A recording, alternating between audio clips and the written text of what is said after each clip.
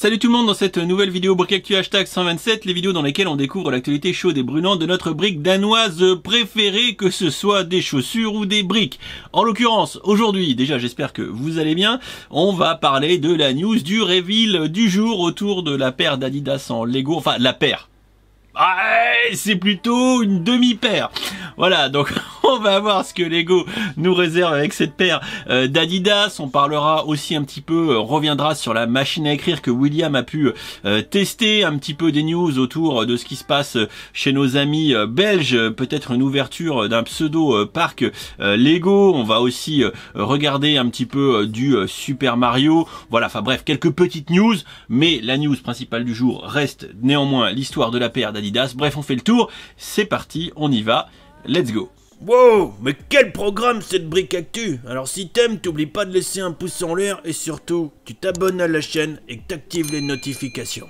Vous l'avez compris, l'annonce du jour, c'est le set 10-282 Adidas Originals Superstar, la demi-paire de chaussures Adidas, 731 pièces pour 25 cm de long, soit un petit 44 chez Adidas. Moi je fais du 45-46, ça va être un peu léger, 9 cm de large et 12 cm de haut, et surtout c'est la modique somme, oui Maryse, de 100 balles, enfin de 99,99 €, 100 balles pour une demi-paire de chaussures. Je trouve que c'est cher payé la tisane pour une paire d'Adidas UCS qui, comme vous le constatez, je laisserai à votre discrétion personnelle le fait d'apprécier ou non la réaction de Lego.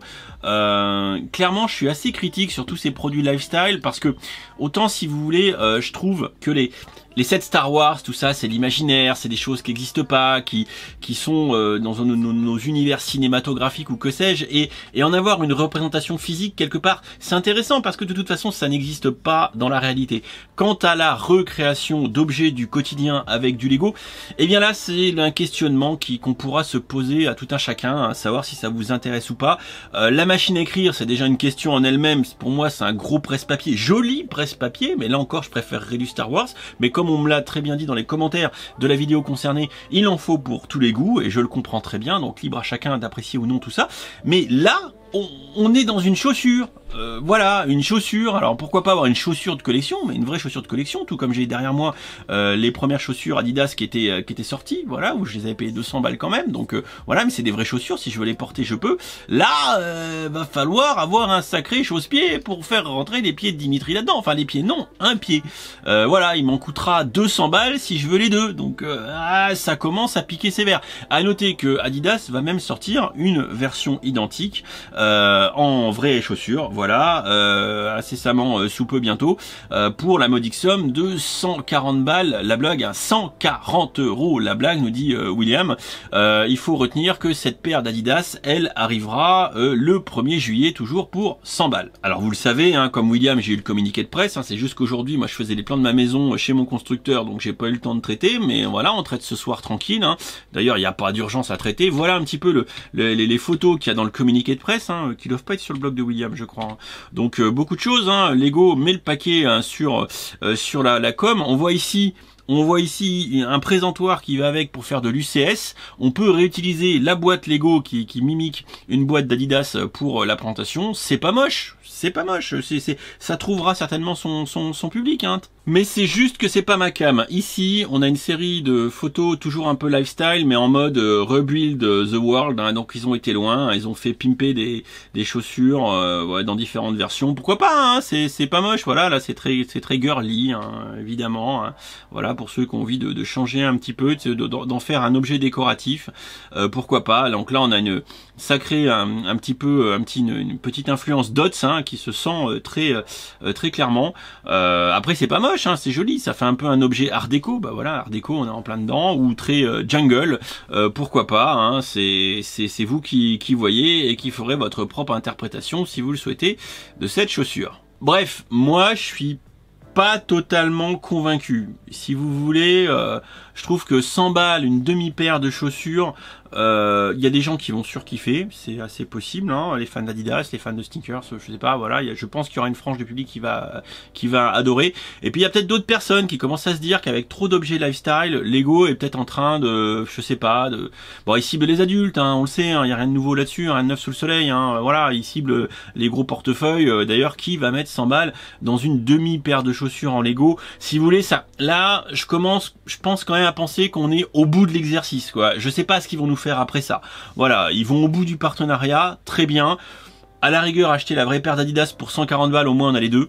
Bon, c'est vous qui voyez, vous me dites, la discussion est ouverte, en toute sérénité, vous me dites en commentaire ce que vous en pensez, mais moi je suis quand même pas méga chaud patate. Ensuite, on va balayer très rapidement quelques autres petits points. Je reviens sur le vite testé de William, hein, qui propose une review complète de la machine à écrire avec laquelle vous pourrez vous faire votre avis de manière relativement exhaustive si vous pensez ou non investir dans ce produit qui possède malgré tout une finition assez intéressante. Vous aimez pas, libre à vous. Moi, je vous avoue encore une fois, un petit peu comme la paire de chaussures, c'est pas totalement ma came, mais comme William tend à nous l'expliquer, il y a un mécanisme à l'intérieur qui est assez intéressant une fois mis en œuvre et même lors de la construction.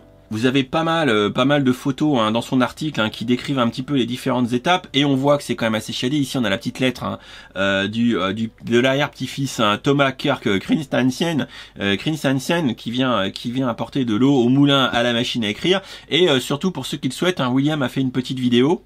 Alors je mets les écouteurs, j'espère juste que je vais pas me faire strike par William, ce serait le chapeau du pompon.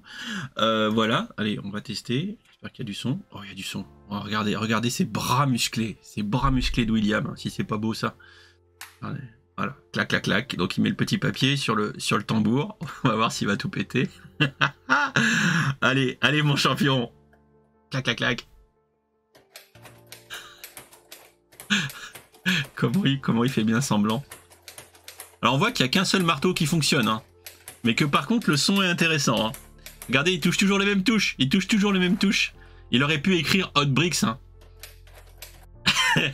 Alors vous remarquerez qu'il a changé le clavier, hein. Le clavier de base, les touches c'est en QWERTY, il les a modifiées en AZERTY. Voilà, on termine la vidéo, on va jusqu'au bout pour apprécier le splendide mouvement et la technicité. On voit que c'est toujours le même marteau qui se déplace. Ça c'est un peu dommage, j'aurais peut-être compliqué d'avoir plusieurs marteaux, mais bon. Et par contre, on a le chariot qui se déplace au fur et à mesure, voilà, à l'ancienne. Et le ruban, bah, c'est un faux ruban, voilà.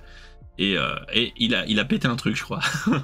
Donc voilà, hein, n'hésitez pas à aller voir sa review. Pour moi, c'est un gros presse-papier. Je préfère toujours Star Wars. Mais pour ceux qui veulent vraiment avoir une machine à écrire en Lego plutôt qu'une vraie ancienne collector pour la déco d'intérieur, c'est vous qui voyez. Ce produit a quelques qualités. Bon, moi, ça m'intéresse pas, mais c'est pas parce que ça m'intéresse pas que vous n'êtes pas forcément intéressé. Je vous invite à ce titre à aller lire la prose de William pour ceux qui veulent en savoir plus. Rapidement, William qui a eu en offre de review le Bad Batch, le Shuttle Bad Batch, donc il a scanné une partie de la notice qui montre une partie des figurines qui vont arriver sur le second semestre mois d'août 2021. Voilà, à toute fin utile pour ceux que ça intéresse d'avoir une visu un peu plus intéressante des mini-figurines qui vont arriver. Voilà, on a le détail ici des sets concernés. Pour ceux qui veulent aller à la pêche aux infos, c'est disponible sur le blog de notre fan de Chipolata. Ensuite, Lego qui dévoile une série 3 de figurines Lego Super Mario avec les petits codes barres, hein, toujours pour ajouter des ennemis, de la jouabilité, etc. Bon bah voilà, hein, c'est pour continuer. Ceux qui auront fait les deux premières, bah ils choperont la troisième. C'est toujours plutôt mignon. Il y a des choses plutôt kawaii, il y a des choses qu'on n'avait pas vues. Bon après il y a des choses qu'on retrouve un peu, hein, comme on a pu les avoir avant, mais il y a toujours des impressions qui sont plutôt sympas. Lego met toujours le paquet un petit peu sur cette gamme Super Mario avec des choses plutôt sympatoches. Voilà, pour ceux qui sont fans de la gamme, vous ferez sans nul doute collection de cette troisième vague de minifigurines Lego Super Mario. Petite info, on en parlait tout à l'heure en introduction, un Legoland Discovery qui sera donc dans un centre commercial à Bruxelles, hein, le centre commercial bruxellois Docks Bruxelles. Voilà, donc une expérience intérieure de 3000 m². Je demande à voir, hein, Bruxelles, ça reste plus proche que que le Danemark, hein, par exemple, pour aller faire ça. Je pense qu'on sera assez nombreux Français à aller chez nos amis belges pour vivre cette expérience. Je vous avoue que bon, je vous tiendrai au courant de ce que ça donne.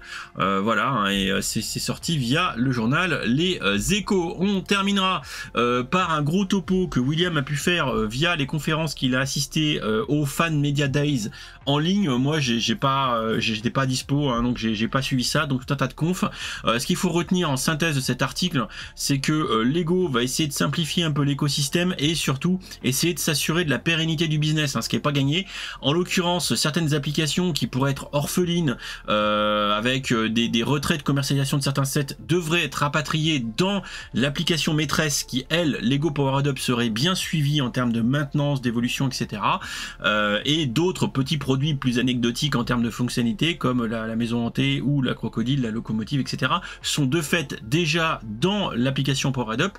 Ensuite, hein, il va y avoir un travail de simplification, de documentation, etc. qui semble être initié parce que visiblement c'est le bordel, c'est le fouillis. Lego va essayer d'y travailler également en filigrane là-dedans. Ce qui serait un petit peu dit, c'est qu'ils vont essayer de produire quelque chose qui soit pas uniquement sur tablette ou sur smartphone pour commander tout cet écosystème, peut-être une interface via PC. Enfin, bon, il semble y avoir des choses parce qu'ils se disent bien qu'il y a un problème d'obsolescence potentielle et que ça risque de potentiellement de foutre le bordel dans l'expérience si on achète des trucs et que 5 ans plus tard, il n'y a plus rien qui marche.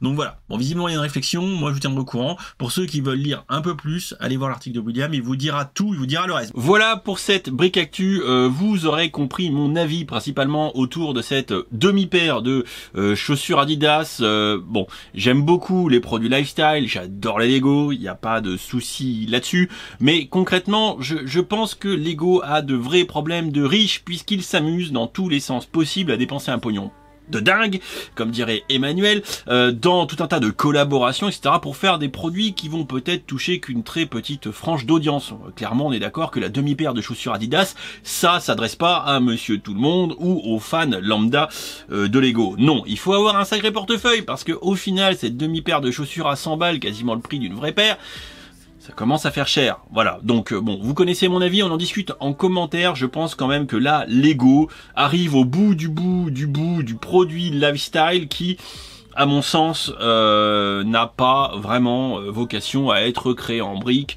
Je pense que quand ils commercialiseront le produit Lego ID des toilettes UCS, je pense qu'on aura atteint le summum. Une très bonne idée d'ailleurs qu'on avait tenté imaginer de faire peut-être avec William à balai à brosse UCS pour troll un peu la plateforme, mais ça aurait montré que le lifestyle n'a pas de limite tant qu'on peut exposer un produit recréé en Lego à un prix exorbitant.